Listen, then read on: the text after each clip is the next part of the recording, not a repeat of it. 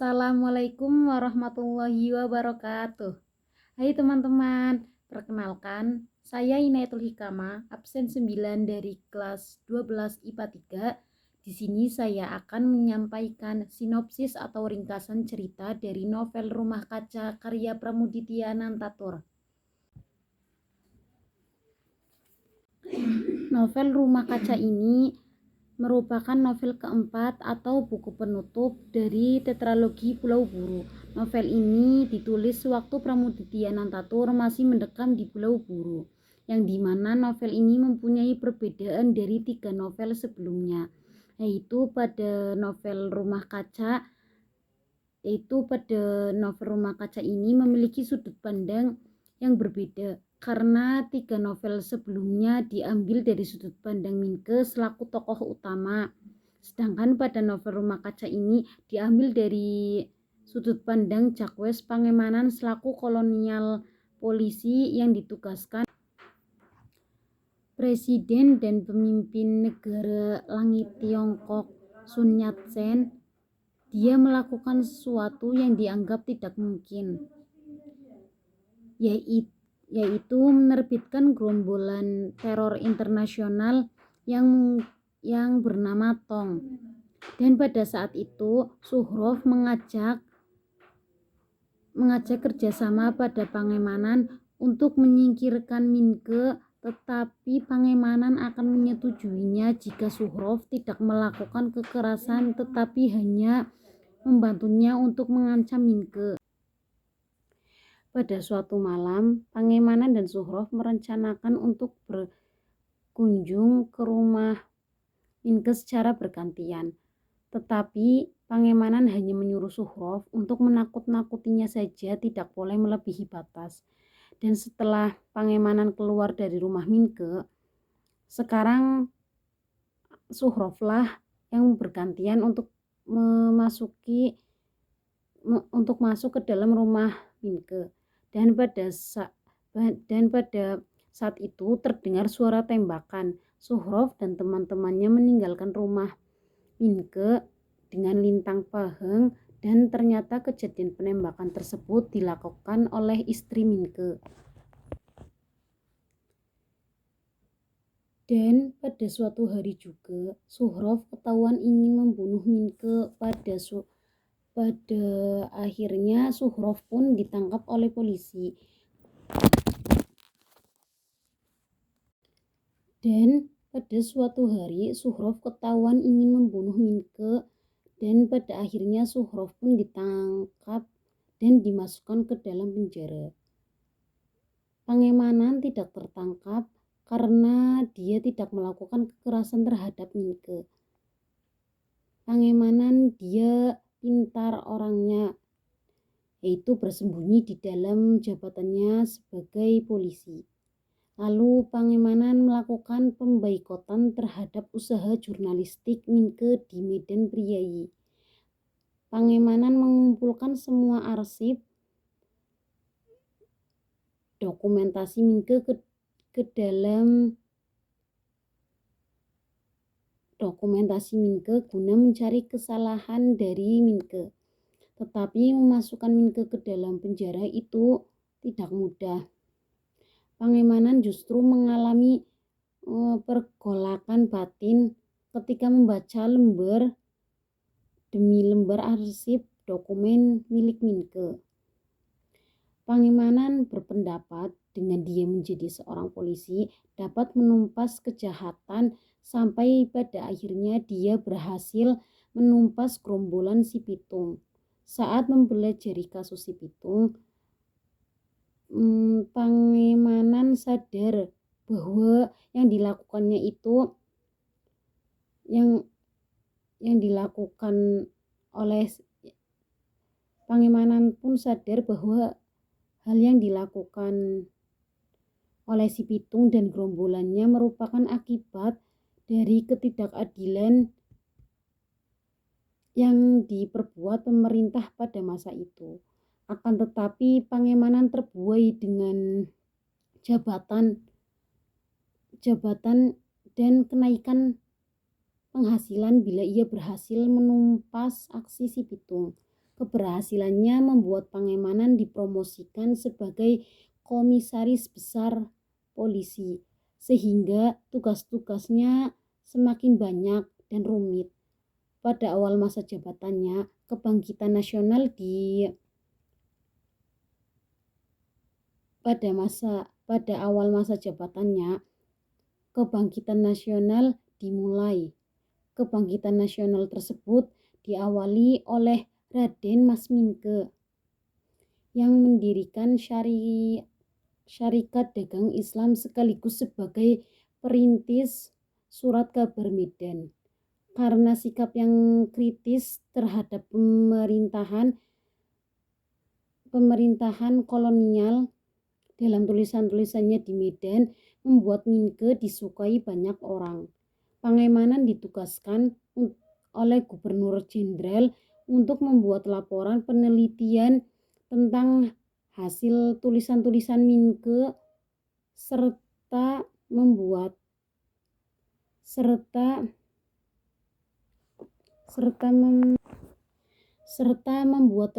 rekomendasi tindakan yang semestinya diambil untuk Mingke. Tugas berikutnya yang harus dilakukan oleh Pangemanan yaitu menyingkirkan Mingke ke Maluku. Seperti sebelumnya, Jacques Pangemanan ini dijanjikan promosi pangkat. Ia juga diberi tugas membuat Syarikat Dagang Islam yang merupakan hasil buah pikiran Mingke yang telah berganti nama menjadi Syarikat Dagang Islam lumpuh.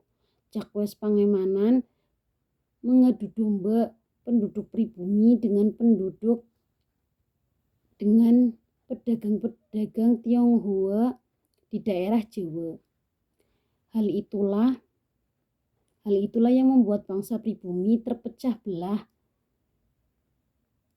yakni syarikat Islam dan non-syarikat Islam. Syarikat Islam pun mulai ditonjolkan menjadi wajah internasional sehingga membuat masyarakat kurang bersimpati. Setelah berhasil melumpuhkan syarikat Islam, mulai banyak bermunculan organisasi-organisasi lain seperti Jong Java, Jong Sumatamenbon, Rukun Minahasa, dan lain sebagainya. Tugas yang dibebankan kepada Pangemanan pun kian menjadi-jadi. Pangemanan merasa frustasi. Pangemanan pun melampiaskannya dengan minum minuman keras, sehingga istrinya dan anaknya memilih untuk berpisah dan kembali ke Prancis. Setelah 5 tahun Mingke di pengasingan, ia pun bebas dan melanjutkan perjuangannya ke kota pertama yang dituju.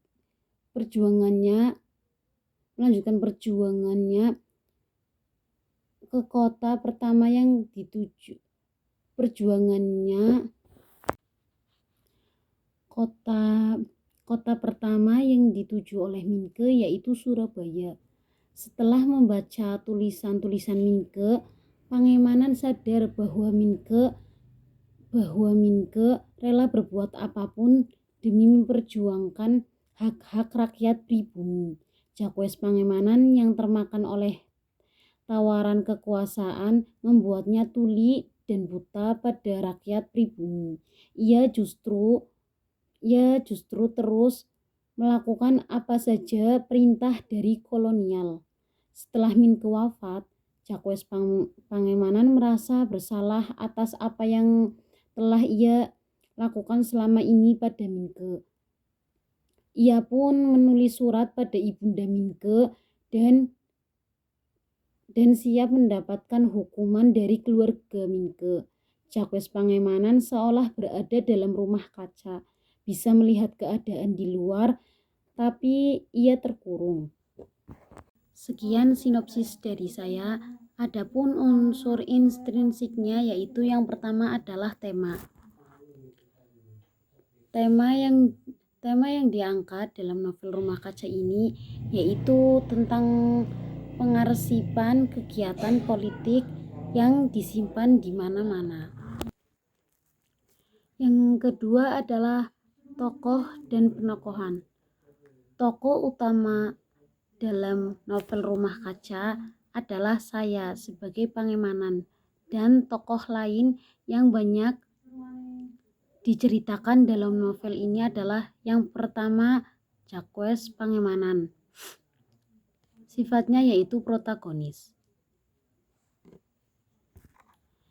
Yang kedua adalah Komisaris Besar Donald Nicholson yang sifatnya adalah antagonis.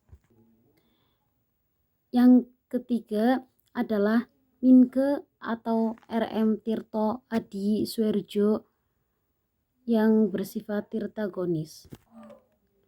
Yang keempat adalah Marco Kartodikromo atau bersifat tirtagonis. Yang kelima adalah Mas Jokro yang bersifat tirtagonis. Penokohan. Yang pertama ada Jacques Pangemanan. Bukti kalimatnya adalah Pangemanan adalah seorang juru arsip berusia 50 tahun yang bekerja pada Allgemeine Sekretariat. Tugas utamanya adalah memata-matai pergerakan organisasi pribumi dan membuat semacam pemerintah dan membuat semacam perintah diam-diam untuk menumbangkan siapa dan apa saja yang sekiranya dapat meletuskan semangat nasionalisme Hindia yang bisa mengancam kedudukan penguasa Belanda di Hindia. Yang kedua adalah Minke atau R.M. Tirto Adi Suerjo. Dan bukti kalimatnya adalah dalam novel ini Minke atau dalam kehidupan nyata dikenal sebagai R.M. Tirto Adi Suerjo, digambarkan sebagai seorang terpelajar pribumi yang selalu mencintai bangsa dan tanah airnya Hindia, mencoba memajukan bangsanya dan berusaha keadilan ditegakkan di dalam masa-masa hidupnya untuk bangsanya di atas bumi Hindia, untuk segala bangsa di atas bumi manusia. Yang ketiga, Marco Kartodikromo. Bukti kalimatnya adalah dia adalah seorang pemuda polos namun cerdas, dan ia pun adalah orang kepercayaan Minke. Setelah dewasa, dia mengubah huruf K pada namanya sehingga menjadi Marco. Yang keempat adalah Mas Jokro. Bukti kalimatnya adalah dia adalah ketua umum Syarikat Islam. Jabatan tersebut didapatkan sebagai pemberian dari Haji Samadi. Presiden luar negeri pernah menjulukinya sebagai kaisar tanpa mahkota. Sebenarnya hal itu hanya sebagai ejekan, tapi lain halnya dengan Jokro yang menganggap itu sebagai kehormatan. Yang kelima adalah Komisaris Besar Donald Nicholson. Bukti teksnya adalah dia adalah atasan Pangemanan ketika menjadi komisaris polisi.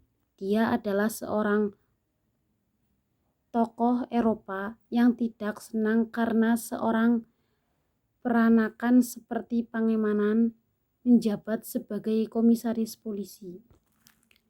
Dan yang ketiga, unsur intrinsik intrinsiknya adalah setting cerita. Yang pertama ada restoran Tionghoa atau Tong An. Bukti kalimatnya adalah, dan pada suatu hari aku dihadapkan pada seorang peranakan Eropa di sebuah restoran Tionghoa. Yang kedua, jembatan Ciliwung. Bukti kalimatnya adalah, sampai di jembatan Ciliwung, aku pura-pura menengok hanya untuk menyaksikan bagaimana ia membutuhkan aku. Yang keempat, ada Hotel Enquinzen. Bukti kalimatnya adalah, di Hotel Enquinzen aku merenungkan kembali pekerjaanku. Di hotel ini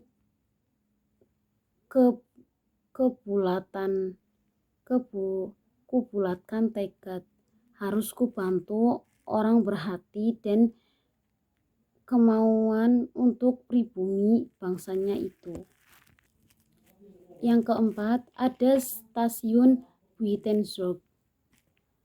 Contoh kalimat bukti kalimatnya adalah, keesokan hari di stasiun Buitenzorg nampak ia sudah menunggu.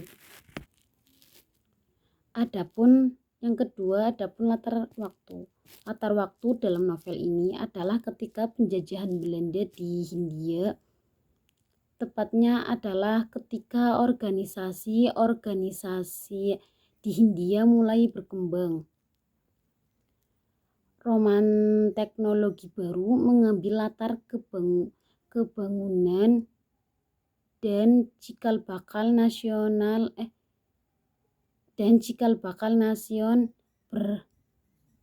bernama Indonesia di awal abad ke-20. Contoh bukti teksnya adalah, tahun terberat untuk pribadi Gubernur Jenderal Hindenburg. Yang ketiga ada latar suasana. Latar suasana yang ada dalam novel ini kebanyakan adalah pertentangan batin Pangemanan.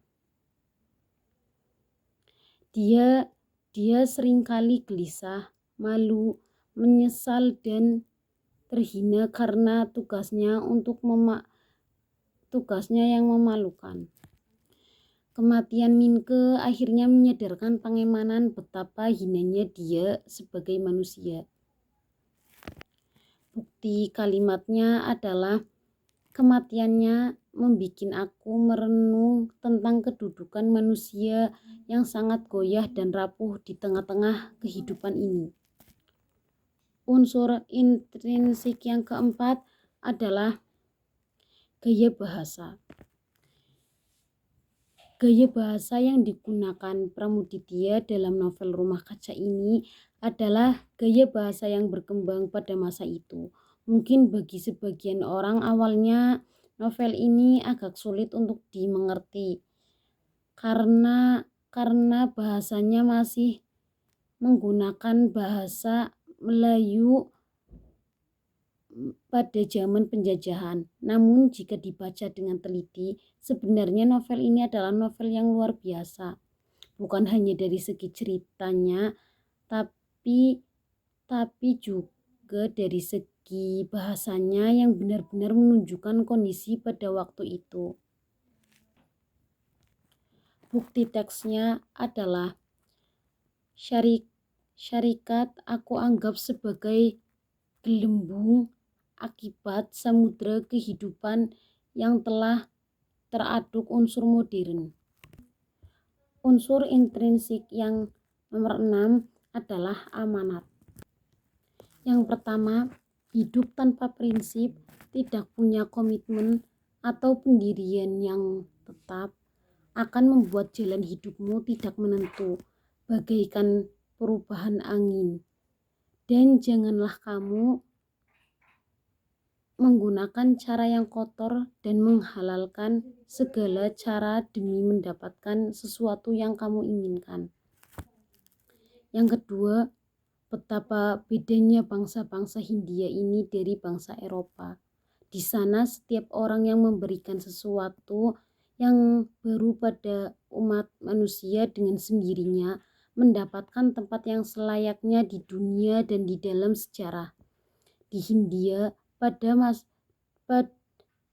bangsa-bangsa Hindia, nampaknya setiap orang takut tak mendapatkan tempat dan berebutan untuk menguasainya. Adapun nilai kesejarahan dalam novel Rumah Kaca ini, yang pertama adalah nilai sosial.